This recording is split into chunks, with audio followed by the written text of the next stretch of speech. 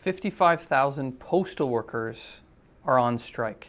They began the strike yesterday in response to the Liberal government's announcement that they would begin implementing a number of policies recommended by William Kaplan, the arbitrator that they have appointed to deal with the conflict between Canada Post and the Postal Workers Union. These recommendations are, quite frankly, a bit shocking to many people. It's canceling door-to-door delivery. They're going to be closing multiple post offices around the country, amongst other things. This is in connection with a giant attack on the postal workers and a slow erosion of Canada Post, of the public post office. Why is this happening? So the business community, the government, the CEO of Canada Post are all saying this is inevitable, that Canada Post is insolvent, that they're losing, I believe they lost 1.5 billion last year, that they're losing this year $10 million a day, and that the government cannot continue to bail out this company. I think for many people, they think that's logical, right? How can you possibly consider bailing out a company? That's ridiculous. It must be self-sustaining. I would like to highlight the utter hypocrisy with this. How many private companies, whether it's Stellantis, whether it's GM, whether it's Ford, any of the big auto manufacturers, what about the softwood lumber companies in British Columbia? What about the oil and gas industry? All of these major privately owned corporations have time and time again come to the government cap in hand and what's been the discussion in the media? What's been the discussion in the business community and amongst the politicians? Oh, well, this is too big to fail. This is all these jobs. Communities rely on these jobs. The government has to give them money, right? But with Canada Post, that employs 55,000 good unionized jobs, this is not the case.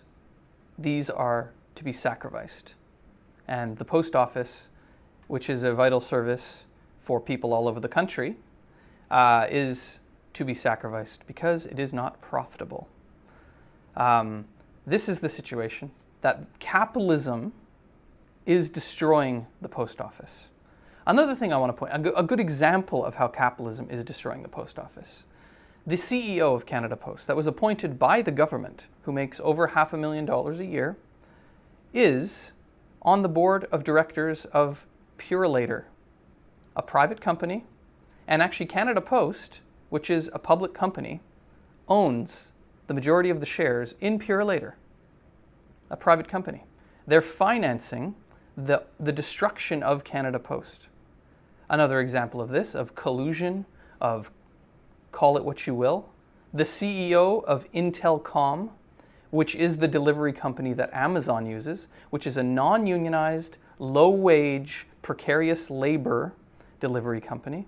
The CEO is none other than the brother of Mélanie Joly, the Minister of Industry. Talk about conflict of interest here. The fact of the matter is the capitalists and their politicians have for decades been trying to privatize Canada Post and carve it up for profit, for corporate interest. And they've been trying to send a message to the labor movement. CUPW has historically been one of the most militant left-wing unions in the country that has fought and won maternity leave, whose leaders were jailed in the past for going on a legal strike, who have fought and won good pensions, decent wages, who set an example for the labor movement. Well, they know what's to come.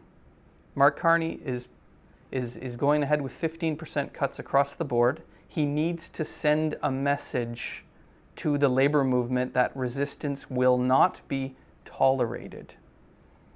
So yes, we are here, the Revolutionary Communist Party, saying we 100% support the postal workers. We believe the postal workers should win, and we believe we should all rally behind the postal workers to fight back against these capitalist attacks. But not only do we want the postal workers to win, what is the solution to the problem? To be honest, when you listen to some of the leaders of the Postal Workers Union, they act as though there is no dire situation and the problem is fabricated. The fact of the matter is, Canada Post is insolvent because Canada Post is being forced to compete with private companies who are undermining Canada Post, who are largely not unionized, who pay their workers nothing, and they're undercutting Canada Post. What is the solution to this? We cannot accept the private capitalist business model. And to be frank, the union leaders they're accepting increasing the price of stamps. They think that's going to make it profitable. That is not going to make it profitable.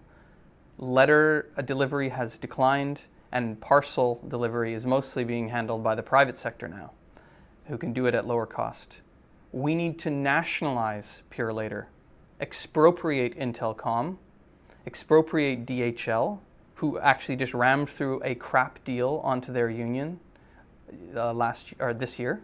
We need to take into public ownership and make one big public nationalized delivery company for parcels and letters that can guarantee good wages, good benefits, and good delivery service for all Canadians to protect it from capitalist profiteering. That is the communist solution. That is ultimately what needs to happen. So victory of the workers, and let's fight for a socialist solution to save the post office from capitalist profiteering.